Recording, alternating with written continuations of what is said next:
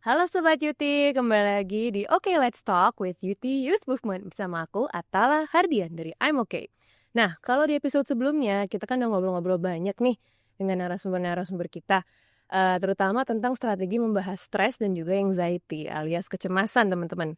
Nah, kali ini kita akan bahas sesuatu yang lebih dalam.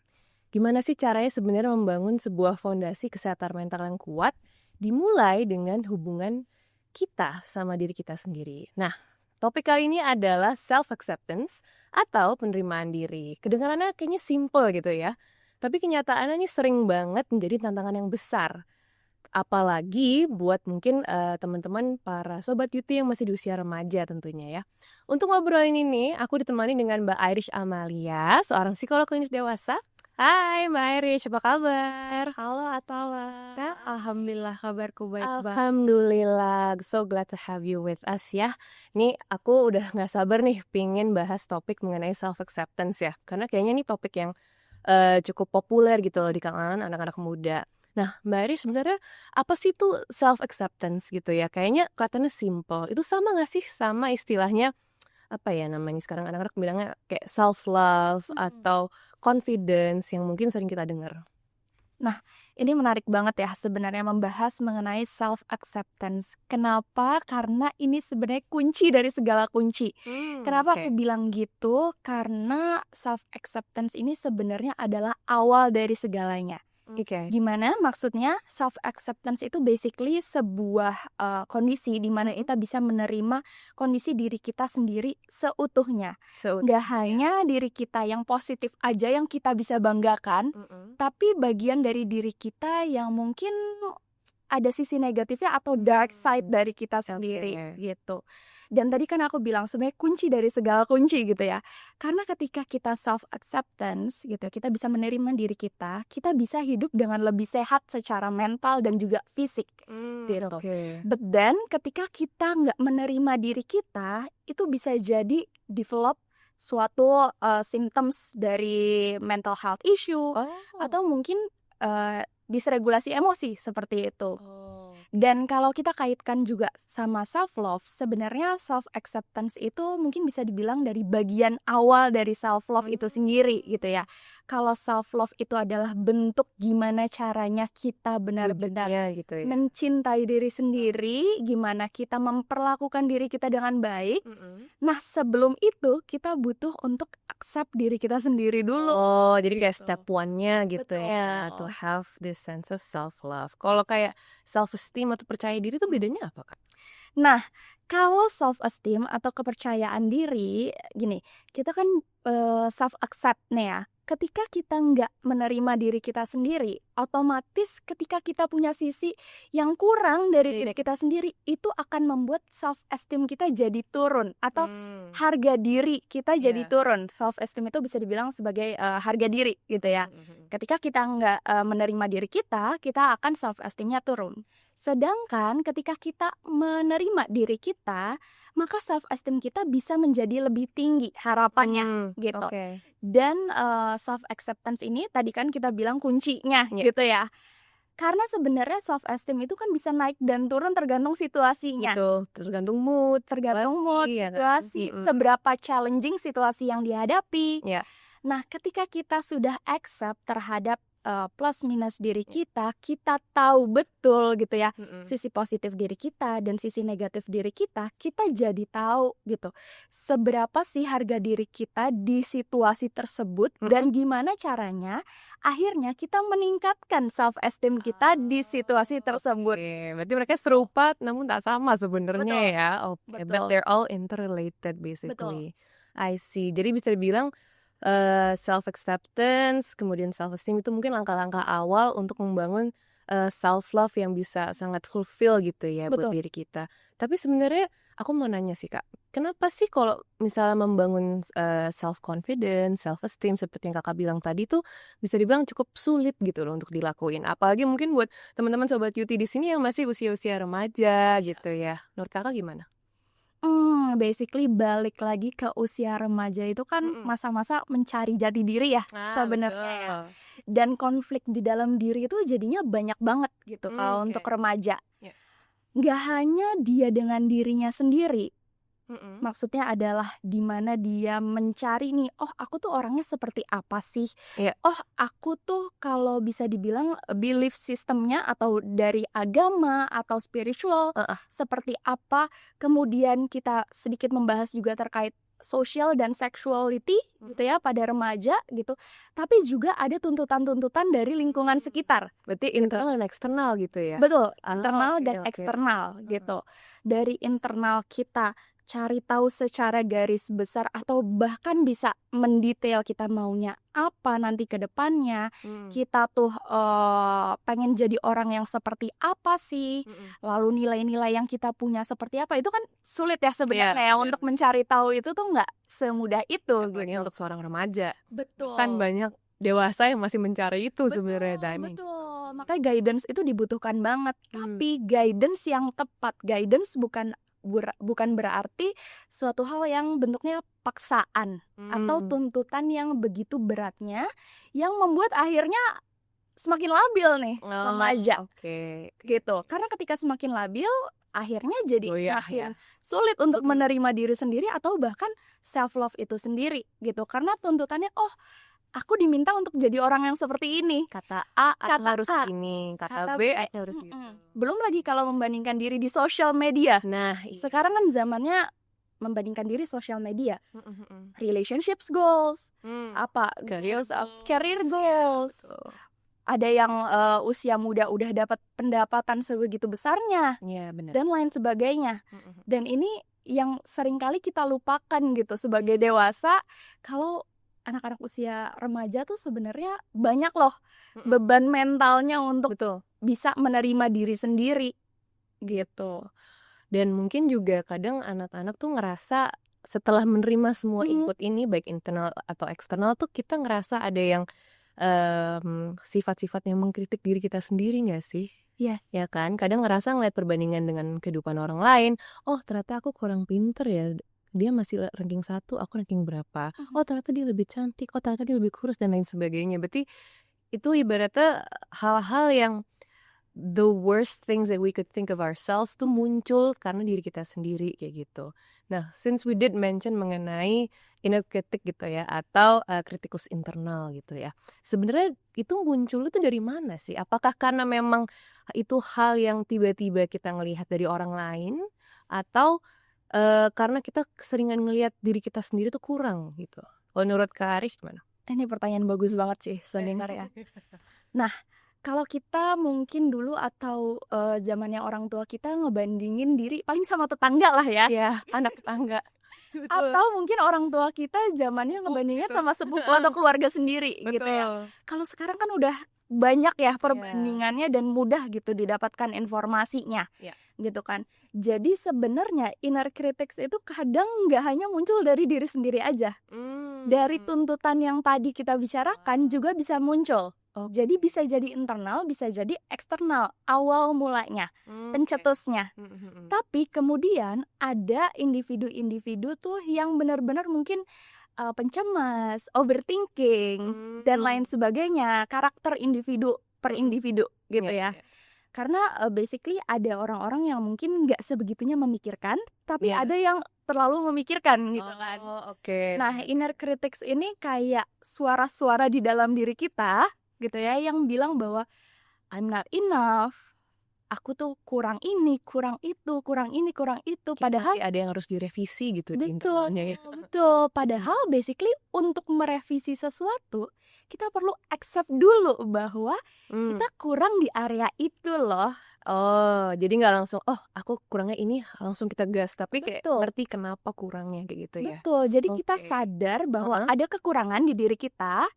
Kemudian kita cari tahu kekurangannya ini apa sih penyebabnya dan gimana caranya kita bisa memperbaiki atau meningkatkan diri kita gitu ya, kemampuan diri kita sehingga tidak sekurang itu lagi gitu kondisinya. Dan akhirnya, nah ini mungkin yang lebih sering banyak didengar kali ya, imposter syndrome. Nah itu boleh deh coba di-clarify sedikit di sini Kak. Imposter syndrome tuh apa sih sebenarnya dan itu bisa didiagnosis gak sih? Imposter syndrome itu bukan sebuah diagnosis sih, tapi lebih ke arah mungkin bisa dibilang fenomena sosial gitu ya, Oke. yang kita rasakan, dimana kalau tadi inner critics itu kita mengkomentari diri kita Ya. kurang terus. Ya.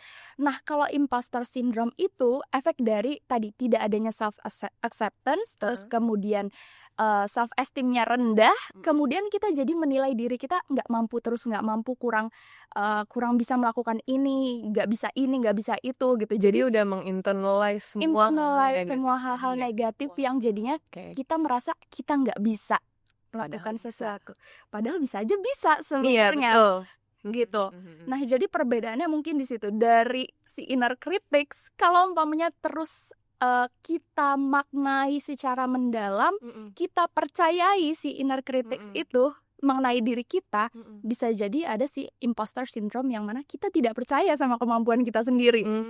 Jadi udah kayak minder level dewa gitu kan baratnya ya. Bener-bener udah yakin bahwa diri kita tuh nggak bisa sebagus yang kita harapkan ya gitu ya.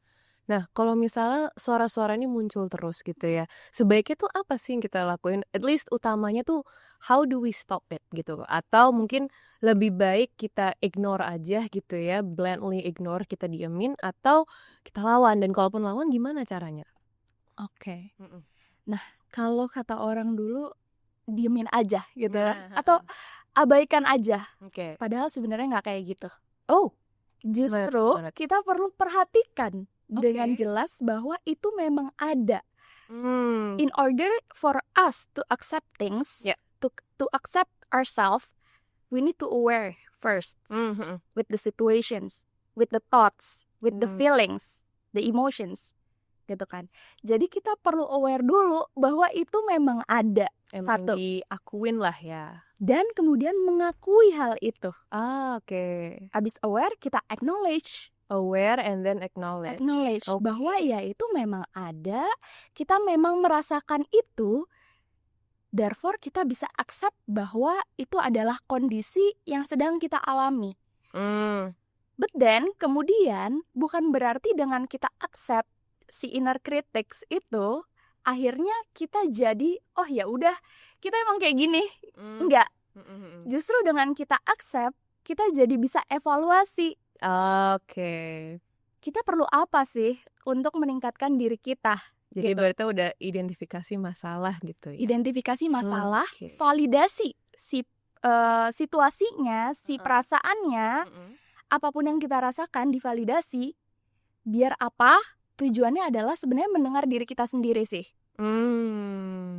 Karena kan dasarnya manusia pengen didengerin. Pengen didengar, pengen dipahami. Betul. Sometimes we just want other people to understand us, Betul. but then kita sendiri nggak paham kita sama tuh diri lagi kita apa sendiri gitu ya. gitu. Dan itu poinnya sebenarnya. Understand yourself. Understanding yourself is the first step ya. Betul. Acknowledge what you're feeling, validate it. Wajar aja kita ngerasa seperti itu. Kita manusia kok, kita nggak bisa selamanya ngerasa positif atau baik-baik aja. Iya. Nggak bisa. Pasti akan ada momen-momen di mana kita ngerasa rendah, negatif, atau buruk bahkan. Iya. Tapi kemudian gimana caranya kita bisa menerima kondisi itu dan akhirnya self-compassion jalan. Alongside with the self-love. Self-compassion tuh lebih kayak apa sih? Kayak oke, nggak apa-apa, kayak gitu-gitu. Atau kayak gimana sih sebenarnya, Kak? Bahasa Indonesianya gampangnya mungkin welas asih gitu ya. Oke. Kita mengasihani, kita menyayangi, merangkul diri sendiri. Kalau kita bisa bayangin, mungkin kalau ada temen yang lagi kesulitan, atau lagi ngerasa gagal dan lain sebagainya, gak mungkin kan kita bilang kayak itu salah lo, Oke. ini gara-gara lo kurang ini, lo kurang itu, langsung depan muka mereka. Iya. Pasti kita di awal akan bilang dulu, it's okay, nggak apa-apa. Iya. Gitu kan, kita elus-elus Kita dulu, rangkul dulu, gitu ya. gitu kan. Nah, itu yang kita lakukan ketika kita self-compassion gitu. Kita rangkul diri kita puk-puk diri kita, it's okay, it's part of the process. Gitu, bahwa ya proses itu nggak selamanya halus. Pasti naik turun. Pasti naik turun. Betul. Dan bisa aja rock bottom bahkan gitu. Iya.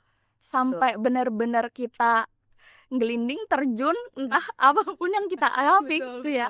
Nggak selamanya kita terbang gitu aja. And that's life. And that's Kadang ngeliatnya life. sekarang yang bawah. Betul. Oke. Kayak gitu. Dan kita akhirnya bilang bahwa ke diri sendiri, gak apa-apa, semua orang pernah ngalamin salah, kegagalan, pernah ada di bawah, pernah ada di posisi-posisi di mana mereka bahkan gak sesuai sama ekspektasi diri mereka sendiri. That's totally okay. And it's a process. Kamu udah berusaha semaksimal yang dirimu bisa. Sekarang tinggal kita evaluasi, kita refleksikan. Kira-kira apa sih yang bisa kita lakukan selanjutnya biar dirimu nggak terus merasa seperti ini. Tapi nggak apa-apa untuk ngerasa ini dulu. Sebenarnya it's literally okay not to be okay. Betul. Kita ngeresapi dulu si mungkin rock bottomnya tadi. Karena pasti dari kegagalan tuh banyak banget pelajaran yang bisa kita ambil justru. Betul. Dibanding ketika kita lagi sukses. Betul. Asalkan dirimu nggak clinging to that part terus. Jangan sampai hanyut ya. Jangan hanyut di penyesalan, kegagalan dan lain-lain itu. Karena apa? Nanti ujung-ujungnya depresi. Betul. Kan? Betul. Kebawa arus ya. Kebawa arus. Nah, jadi ini kan kita udah cukup banyak ya teman-teman informasi mengenai self-acceptance, self-love, dan juga self-compassion gitu pada saat kita mungkin ngerasa down gitu. Nah, setelah udah tahu nih cara bisa berdialog dan berempati dengan diri kita sendiri, sebenarnya langkah-langkah apa sih yang bisa kita praktekkan secara langsung gitu loh Kak, supaya bisa membantu melatih this sense of self-acceptance.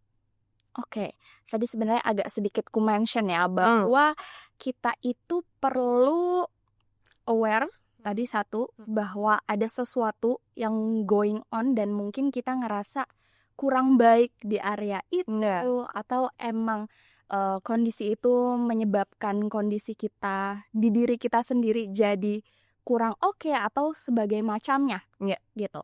Dengan kita aware, kemudian kita melakukan sesuatu dan kita juga butuh ada yang namanya semacam self talk juga untuk menerima diri kita sendiri. Oke, contohnya gimana tuh self talk? Contohnya self talk ini macam-macam ya bentuknya. Kita nggak bisa samain satu sama lain per individu. Ada yang dengan cara journaling. Oh, journaling. Pada beberapa orang journaling itu membantu gitu ya. Mungkin kayak journaling terkait what you appreciate about yourself gitu. Hal-hal yang udah positif di dalam dirimu yang bisa dirimu banggakan untuk quote and quote mengalahkan sisi dirimu yang dirasa kurang gitu. Oke, berarti lebih kayak hal-hal yang kita hargain, yang kita banggakan tentang diri kita sendiri. Supaya jadi penyemangat kita. Penyemangat. Oke. Tapi bukan berarti niatnya untuk menutupi hal-hal negatif itu, enggak ya? Karena balik lagi, hal-hal negatif yang tadi kita bicarakan juga perlu untuk kita rangkul tadi ya. Kemudian juga bisa jadi dengan cara literally ngomong sama diri sendiri depan kaca. Kalau misalnya orang mungkin geli gitu, itu gimana sebaiknya Kak? Kadang kan lucu ya kita ngomong sama diri kita sendiri gitu. It takes a practice sih, or lots of practices sebenarnya. Biar kita benar-benar ngelihat diri kita sendiri seapa adanya gitu. Betul. Karena apa? Sebenarnya it's so powerful gitu ya. Ketika kita ngobrol sama diri sendiri, physically there for yourself, dengan cara kita ngaca, itu kan sebenarnya kita membuat seolah-olah ada orang lain yang hadir di situ. Iya sih, karena kayak ada dua kita ngeliat refleksi diri gitu. Padahal itu diri kita sendiri. Balik lagi ke poin dimana kita ngobrol sama diri sendiri, kita ucapin hal-hal baik tentang diri sendiri dan lain sebagainya, yang mana itu juga kita harapin dari orang lain. Iya, kebayang. Tapi kita nggak sadar bahwa yang lebih perlu kita harapin adalah dari diri sendiri. Oke. Aku udah kebayang sekarang kalau misalnya kayak ngomong depan kaca. It sounds silly gitu ya for some people, dan teman-teman mungkin kayak ngapain sih gue narsis banget, ngapain sih kayak orang gila gitu kan. Padahal kan ya who cares, it's just you and yourself ya kan. Betul. dan kamu yang paling tahu kekurangan kamu di mana, apa yang perlu ditingkatkan, dan kenapa harus mendengarkan kritik dari orang lain dulu. Sementara kamu harus bisa dengar dari diri sendiri. Sendiri. Gitu. Your own version of you. I like that, your own version of you. Iya, karena sebenarnya kan yang membuat kita punya inner critics dan lain-lain kan because we see ourselves kurang terus Iya, benar. gitu. Gampang banget untuk lihat masalah-masalah kan. Betul banget. Belum tentu orang lain sebenarnya mikir kayak gitu. Tapi dari diri kita sendiri, entah itu ada efek dari orang lain ngomong atau enggak, tapi yang penting dari diri kita. Kalau kita validating komentar-komentar negatif, ya itu akan masuk ke kita. Iya, Tapi kalau kemudian kita invalidate hal tersebut, ya nggak akan masuk mental. Kita nggak akan percaya sama komentar negatif itu. Sesimpel itu. Kemudian tadi kita kan appreciate ourselves. Yes. Tadi ya poin-poin dimana kita appreciate ourselves. Oh, satu lagi, dirimu bisa rekam suara sebenarnya. dengar suara dia sendiri tuh agak kayak gimana gitu ya. Tapi well, I mean, it is better I guess than ngelihat depan kaca langsung ya. Tapi kayak gimana langsung kayak maaf. Ya, artinya gini, sebenarnya dengan mendengar dirimu sendiri itu kayak bercerita ke diri sendiri. Iya sih. Gitu kan, tanpa ada wujud yang tadi membuat itu jadi awkward. Iya. Meskipun emang dengerin suara diri sendiri kayak nanti bisa jadi ada komentar lagi kayak suara gue gini deh, suara gitu. Kok gue cempreng ya ternyata gitu. Tapi setidaknya substansialnya atau isi dari ceritanya tuh masuk ke diri kita nih. Benar. Nah, kemudian dari situ kita perlu belajar untuk menerima hal-hal yang kecil yang mungkin kita melakukan kesalahan atau kita tadi komentar-komentar terkait diri sendiri. Kita perlu belajar memaafkan hal tersebut. Emang sih nggak gampang gitu ya, tapi bukan berarti nggak bisa gitu. Contohnya mungkin gini, gampangnya kalau kita bayangin kita sesimpel apa, waktu kita kecil mungkin kita numpahin makanan atau minuman gitu ya.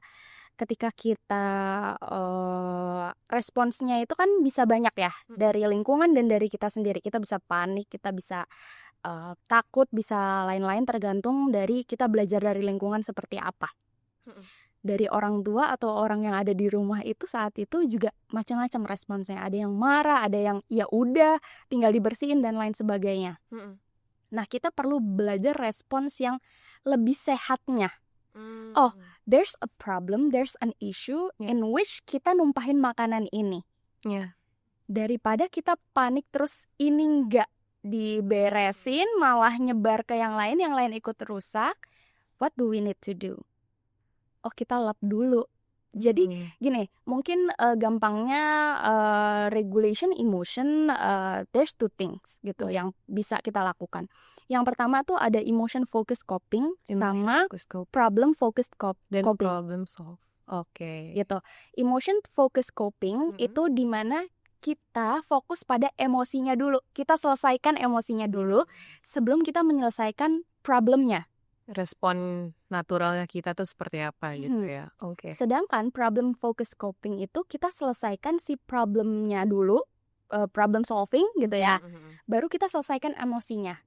Bukan berarti kita hanya ngerjain salah satunya aja, enggak. Kita tetap ngerjain dua-duanya, tapi mana yang lebih dulu? I see. Kita perlu belajar itu. Betul. Gitu untuk regulate ourselves. Karena kalau barengan susah kan sebenarnya. Susah. Kita bakal ngerjain sambil panik-panik dan lain-lain, akhirnya nggak fokus dan lain sebagainya. Betul. Gitu kan.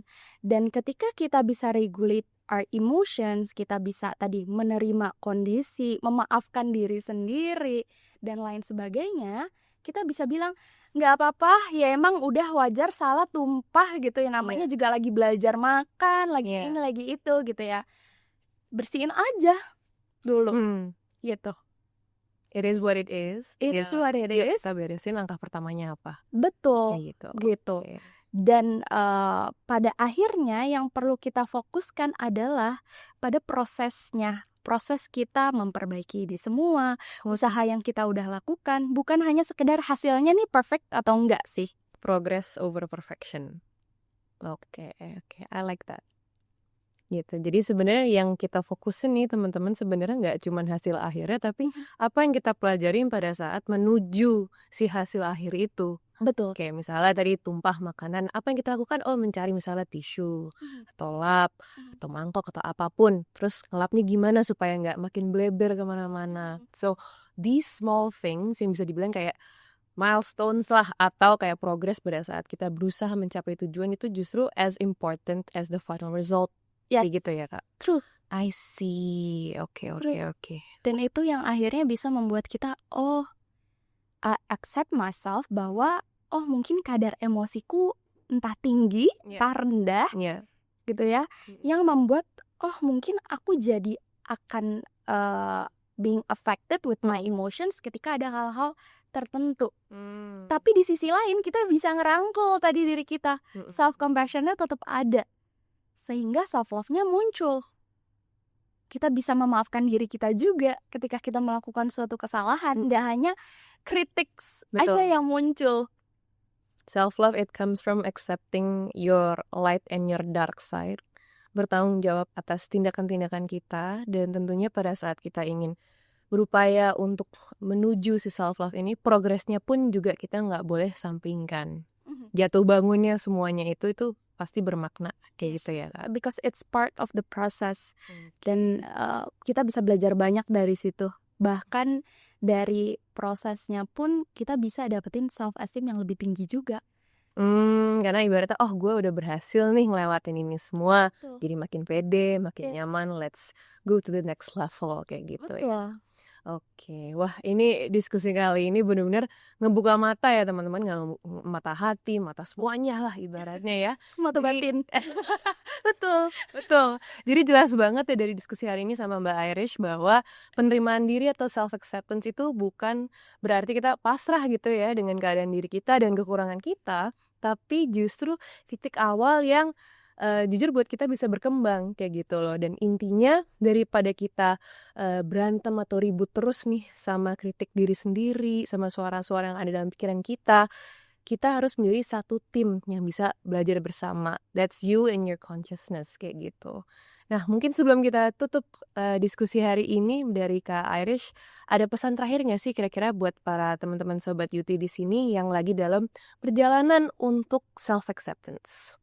Oke, buat teman-teman atau Sobat Yuti yang ada di sini, pesan dariku sebenarnya perjalanan menerima diri sendiri itu nggak instan.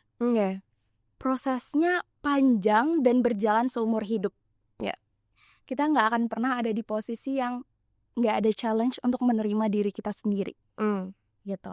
Akan ada hari dimana kita itu ngerasa oke banget terhadap diri kita sendiri, tapi juga akan ada hari dimana inner critics itu muncul lagi. Tapi gimana cara kita untuk mengelola itu dan menerima itu, embracing hal-hal itu semua dan embracing ourselves gitu ya, peluk diri sendiri dan lain sebagainya, itu adalah kunci untuk kita menerima diri sendiri. Kembali lagi bahwa niat kita untuk menerima diri sendiri itu lebih penting daripada kita sekedar mau ngerasain hal-hal positif aja di dalam hidup kita, gitu. Karena kita perlu ingat nih, sobat-sobat Yuti perlu ingat semuanya bahwa kita ini berharga.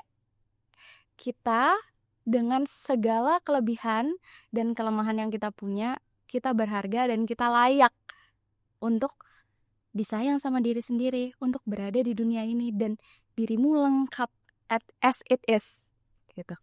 You are worth it, no matter what. Yes. Okay, I love that message. Thank you so much, Kak Irish. Makasih banyak. Ini luar biasa ya, seneng banget kita bisa ngobrol sama Kak Irish Amalia yang super duper keren ini. Makasih banyak atas insight-nya juga ya dan cerita-ceritanya yang dibagikan untuk kita semua, para teman-teman Sobat Yuti. Dan tentunya juga aku ingin mengucapkan terima kasih para teman-teman Sobat Yuti yang sudah mengikuti podcast kita hari ini, episode ketiga dari awal sampai akhir. Semoga episode ini bisa membuat teman-teman menjadi semangat terutama dalam perjalanan untuk self-acceptance. Nah, jangan lupa untuk like, share, dan komen, serta follow akun resmi I'm Okay di @imokay.id dan juga United Tractors di @cerita_di_United_Tractors. Karena ini adalah episode ketiga dari keempat di series kolaborasi antara I'm Okay dengan PT United Tractors Tbk. Jadi jangan ketinggalan ya, and see you on the next episode. Bye-bye!